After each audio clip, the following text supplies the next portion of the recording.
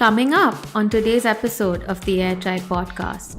In my opinion, you cannot empathize with your customers without being in their shoes, without actually seeing them in action. We would meet businesses, we would sit in their small shops, in small areas, talk to them, see how they were running their business. And that is what brought true joy and deep insights about how we could potentially solve their pain points. Ladies and gentlemen, let's understand product success and customer research from an industry expert. Welcome to the Airtribe Podcast. Here's your host, Navneet Sharma.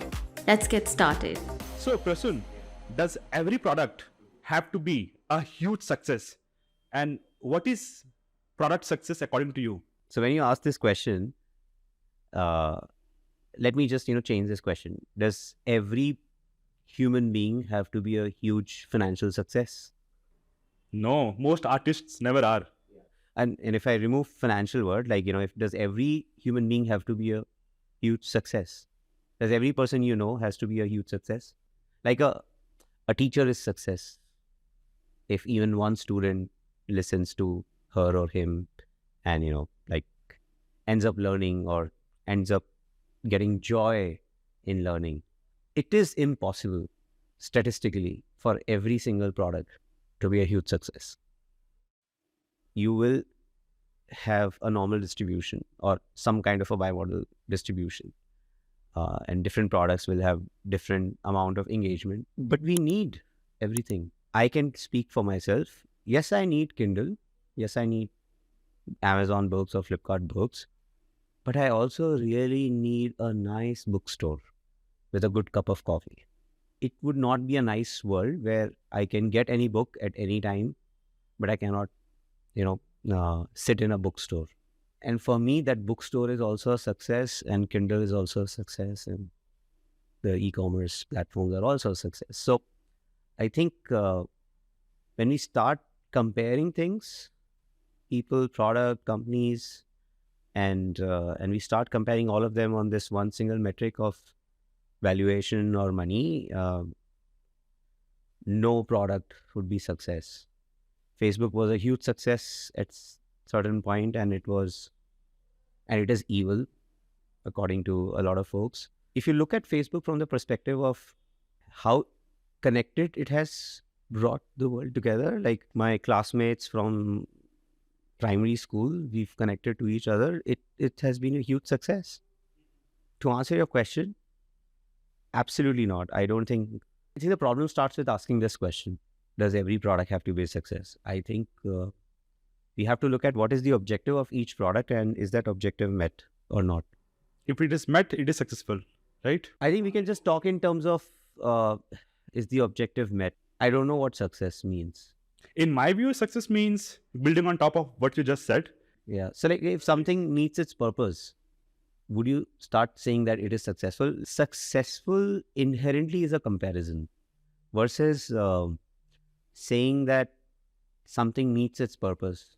Okay, let's come back and be very realistic. Throughout the podcast, I think I've been a little bit more contemplative and being a little bit more philosophical. But if you get for a moment, focused on the metrics which matter, or metrics for a product success, I think it's a very objective metric. You can chase for a product and very easily say, yes, it has this annual rate of revenue, it has this valuation, and hence it is a success. And if that's a metric which is something which you're chasing, then obviously you want to rate your success versus that metric.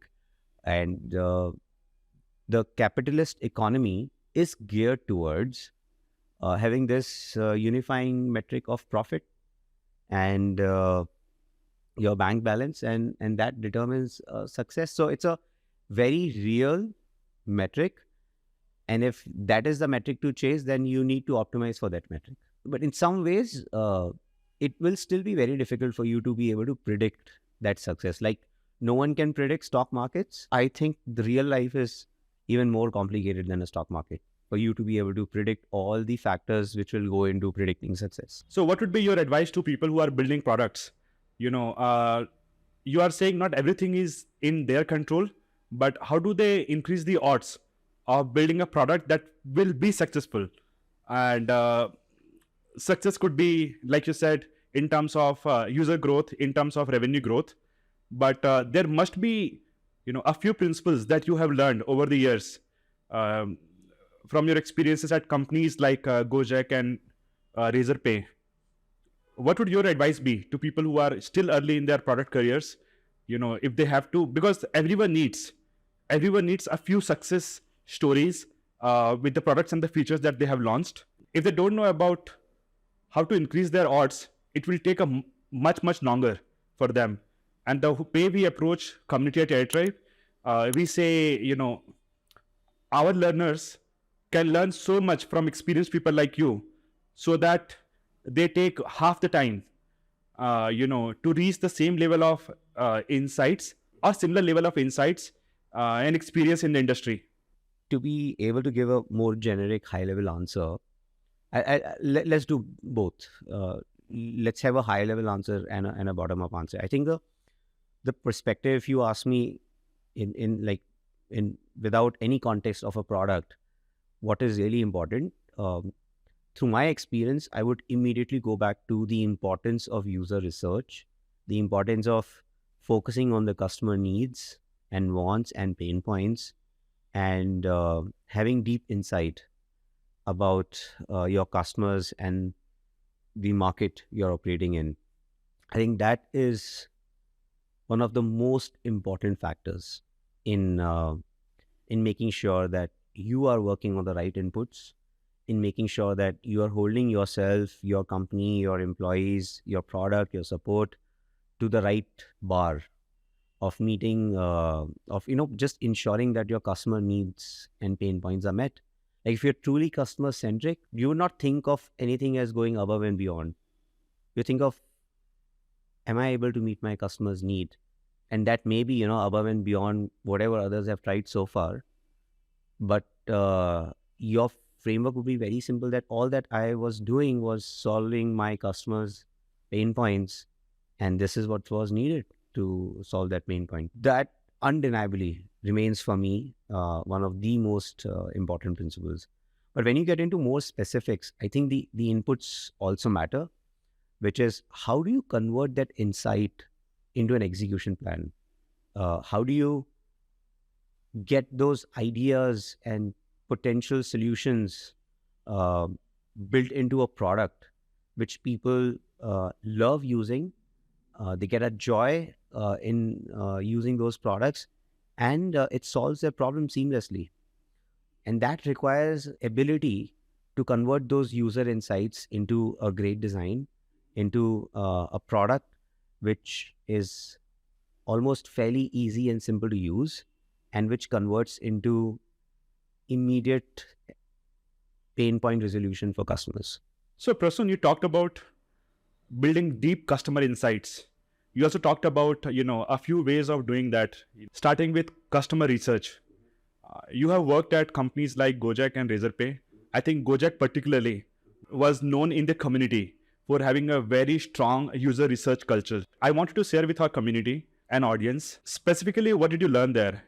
What do you think some of these companies and products got it right when it comes to, building the process, maybe building their own frameworks to be able to build such deep customer insights, which help them, build hugely successful products? I think both the companies I had the privilege of working with, Gojek and Razorpay, are built on deep user centricity. You look at Gojek, its founders saw something amazing already happening in Indonesia, and they could see another pain point being resolved by Uber in terms of being able to seamlessly move and help people move from point A to point B.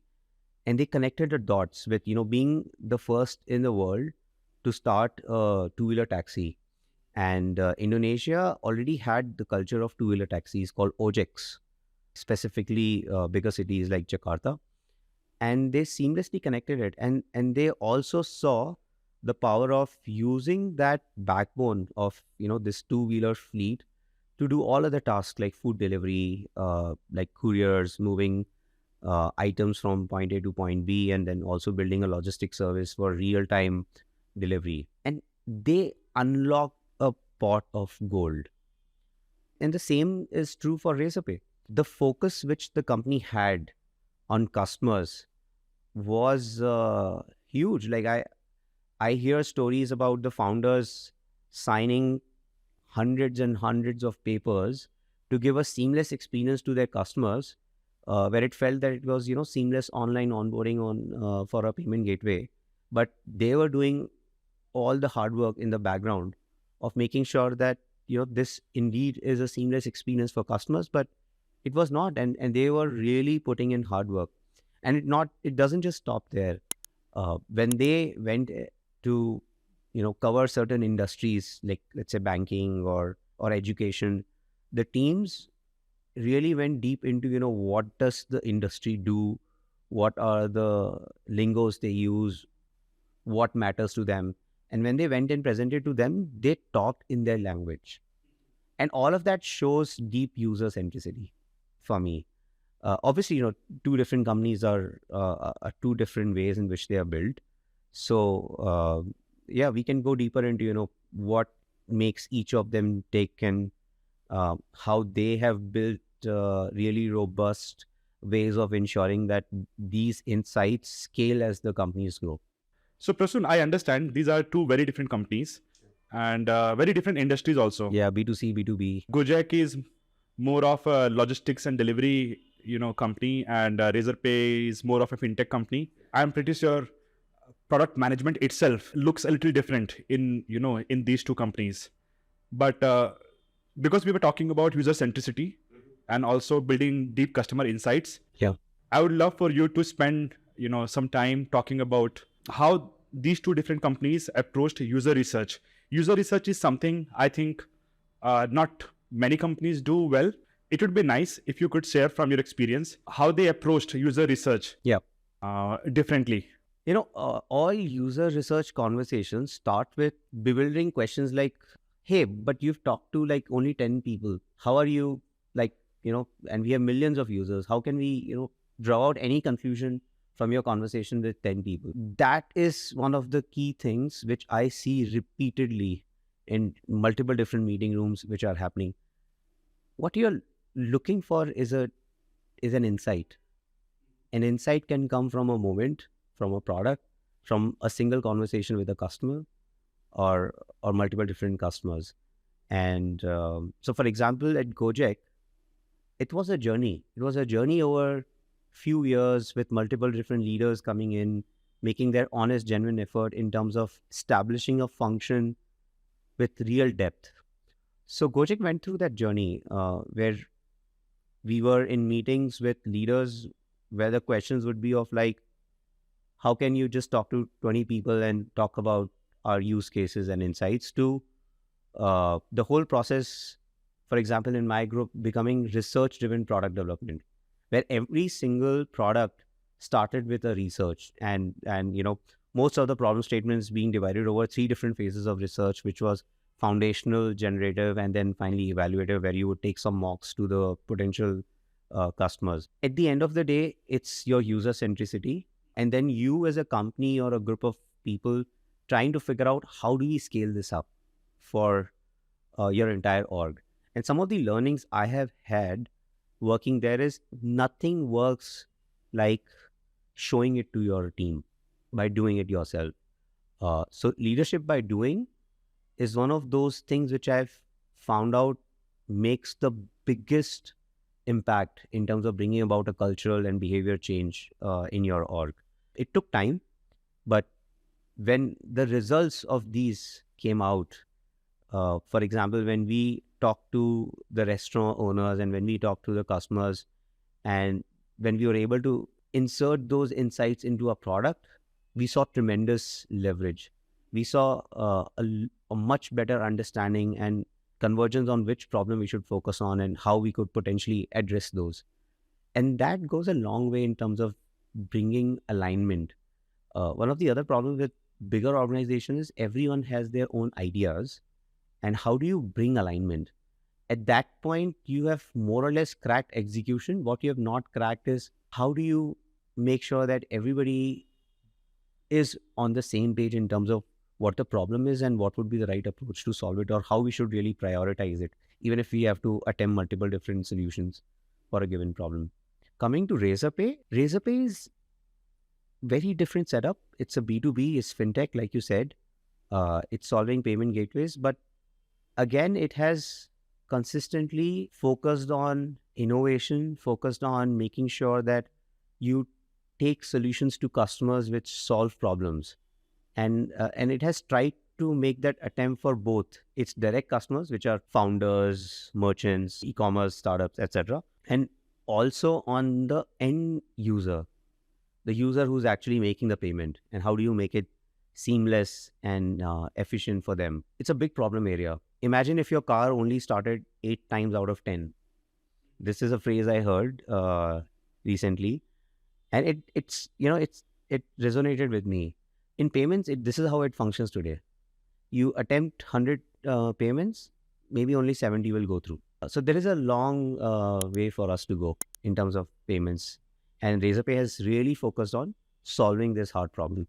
So, Prasun, you talked about both Gojek and Razorpay and the different ways they approached user research. I'm very curious about Gojek being a company based in Indonesia, and I think for majority of your time you were based in Bangalore. Yeah, And I think the whole engineering team was primarily based in Bangalore. that's correct. How did you approach user research, and did you really spend time with customers, and how you went about doing it? The time I spent at Gojek, it was a lived experience. Lived experience together with so many other passionate individuals who cared so much about their craft. And every craft I looked at, be it design, research, analytics, engineering, it was an experience which was like so much worth it. To answer your question, you cannot build for someone without knowing your customers, which meant I used to travel very frequently to Jakarta from Bangalore. It was a painful red-eye flight. We leave at 11 p.m., reach Singapore around 4 a.m., spend there 2-3 hours, then reach Jakarta in the morning, and then reach hotel in a cab like an hour. Around the same time it takes us in Bangalore from airport to our homes, and then take a shower and then go to office. That's how it used to be. I would leave on a Sunday night and be in office on Monday morning. And I would do that every month. In my opinion, you cannot empathize with your customers without being in their shoes, without actually seeing them in action. You need to get a feel of how congested Jakarta's roads are. You need to get a feeling of how it can rain in one area, totally disrupting your supply of delivery executives. And you need to be able to realize that how there is a small eatery which is so popular in Jakarta that everybody wants to order from there, even if it's 20 kilometers away. You can't get that sitting in a city which is outside of the place where your customers are. And especially in a Gojek-like setup, you had to be close to your customers. And it had its fair shares of joy. I talked about a little bit of red-eye flight pain, but the pain was worth it. Like you would go, you would meet, and you would see the impact this company was creating in the lives of Indonesians, which is really amazing. So I would go there and I would have these research plans, and we would invest a lot of our time. We would make sure that we are talking to at least all possible segments of our users. So the objective was never to talk to hundreds of customers, but to make sure that if you have like 6 different segments or 8 different segments of your users, then you are able to at least have a conversation with them in their setting. I still remember most fondly my customer conversations as the highlights of my product management careers.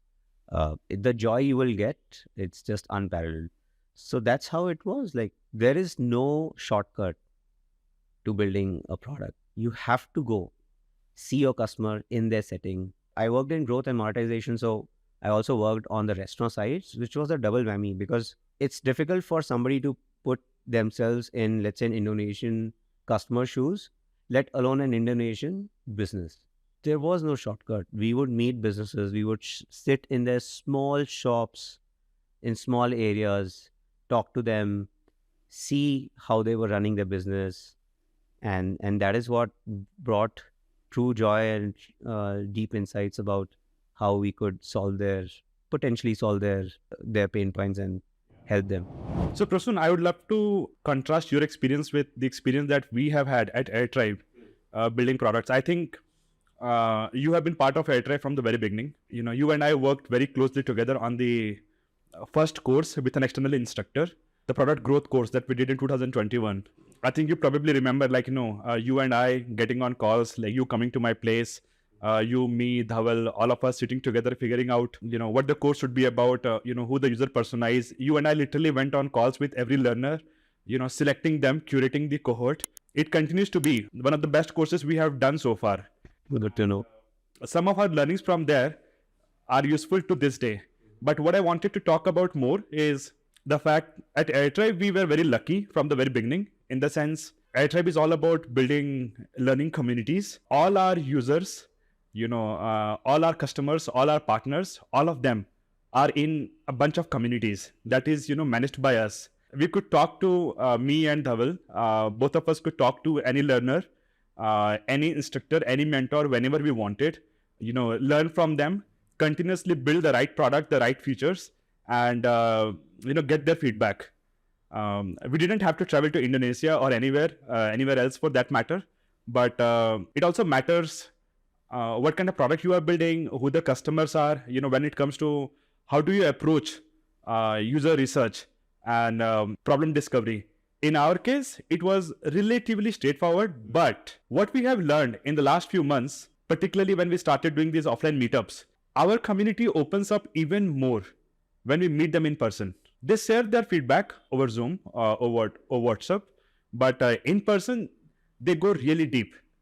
They share things that they would not have shared otherwise. It's kind of similar to what you just said. There are no shortcuts. There is no substitute to meeting your customer in person. I'll give you a real example. So I started my career with Procter & Gamble, which owns Gillette as a brand. And there's this really interesting story. Before they launched their one of the cheaper razors in India, they did research.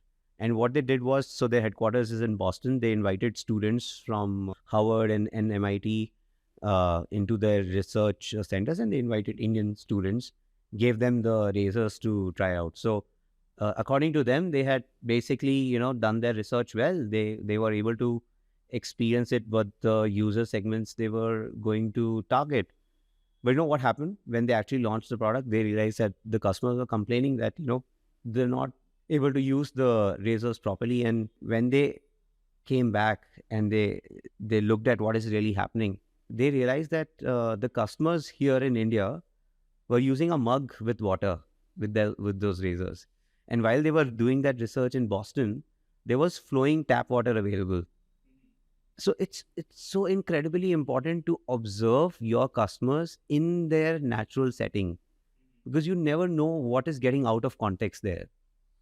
And that required an expensive reworking of the product, again, to be able to account for that lack of running tap water, which in a lot of Western countries is like table stakes, or assumed to be there forever. Very interesting. So Prasun, as you know, Airtribe community and product builders, we have product managers, and engineers in our community. One of the questions we keep getting from the community is about how to approach product management as a career. Some people are still to start their careers. Some people are existing PMs, and they need to figure out how to approach it as an IC or to a leadership role. I would love for you to, share your insights and experiences around that. So one thing which I want to tell you, in my experience, my individual contributor product management experience was the most rewarding and the most, the phase where I had to work the most, like in terms of the hours put or in terms of the effort put. As an individual contributor, product manager, definitely it was the phase where I put in the most amount of effort, most number of sleepless nights and long hours, but it was also the most rewarding, because as an individual contributor, you are also the closest to the craft. You are the one directly talking to your customers. You are the one directly taking support calls. You're the one directly writing product reviews, directly working with your engineers, designers, user researchers. So if you are thinking of being an individual contributor product manager, you must realize that this is probably the best phase for you to really enjoy your craft and go deep into your craft. Because as soon as you become people manager, you have to take care of a lot of things which are not directly connected with the user, and for the right reasons, they're directly connected with the people you're working with. For individual contributors, what I would really say is there is no substitute for learning on the job. So when you have a problem statement, you look at it, try and get the entire context, be able to look at the problem with your eyes open, full awareness, and go deep. If it requires you to solve problem by getting a great design out, understand what great design means. If it requires really good user research, do it. And I think that's the opportunity when you really, really sharpen your skills. When you really understand that if you have to work with engineers, how can you help them bring out the product really fast? So, the work which you do as an individual contributor is a work which stays with you for your entire life. So the way I see is there is no substitute. You have to go deep. And that's the time when you have to take full ownership, go deep. And more often than not, I have seen now as a, let's say, manager of product managers, I have seen that folks who come in with this passion for the craft and this passion for really deeply solving customer problems while also making sure that it overlaps with the business need are the ones who have the most joy, who grow the fastest in this setup. So my singular advice would be to go deep, to focus on, have this unwavering focus on customer needs and solving customer pain points, and everything else will follow. Is it possible for a PM to be an IC for 10 years and beyond? One of the things I have always observed when it comes to markets like India compared to my time in the US, people can be an IC for for a very long time. But in India, I think many people just want to become a people manager after just a few years, 4 or 5 years into the role. How should a PM navigate that? Becoming a people manager versus keep continuing to build their craft as an IC.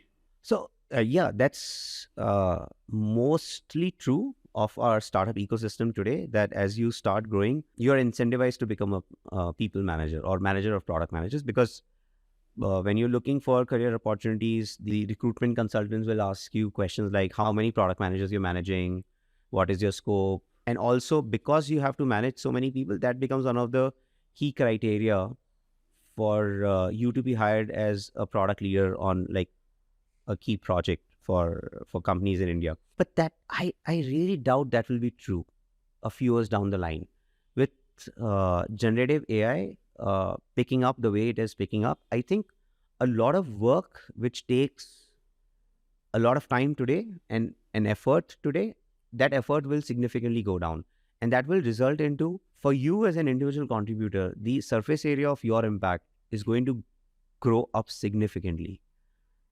So yeah, there has been an aspect here in our ecosystem, because also we have a much bigger talent pool to be able to hire, and has traditionally been not that expensive when some of these tech companies compare their costs, like per person, per head costs in developed economies versus India.